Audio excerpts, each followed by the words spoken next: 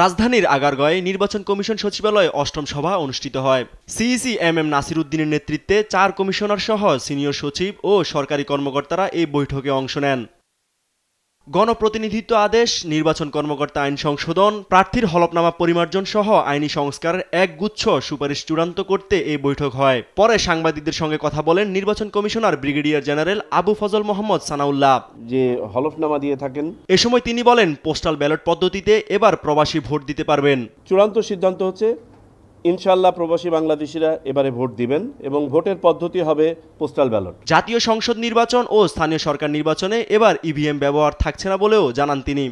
এই ইভিএম সামনের কোনো নির্বাচনেই ব্যবহার হবে না। এমত অবস্থায় এই ইভিএম কিভাবে কি করতে হবে সেটার জন্য একটা কমিটি ফর্ম করতে বলা হয়েছে। রাজনৈতিক দলের নিবন্ধনের বিষয়ে প্রশ্নের জবাবে নির্বাচন কমিশনার সানাউল্লাহ বলেন, নিবন্ধনের প্রাথমিক যাচাই বাছাই শেষ হয়েছে। প্রাথমিক যাচাইয়ের কাজ আজকে সম্পন্ন হয়েছে এবং যাচাইয়ের পরে যে সকল দলের আপনার তালিকা পূর্ণাঙ্গ আছে বা তারা ফরম্যাট অনুযায়ী সকল সম্পন্ন করেছেন সেগুলো মাঠ পর্যায়ে ভেরিফিকেশনের জন্য চলে যাবে। নির্বাচনে প্রতীক হিসেবে শাপলাকে তালিকাভুক্ত করা হয়নি বলেও এ সময় জানান তিনি।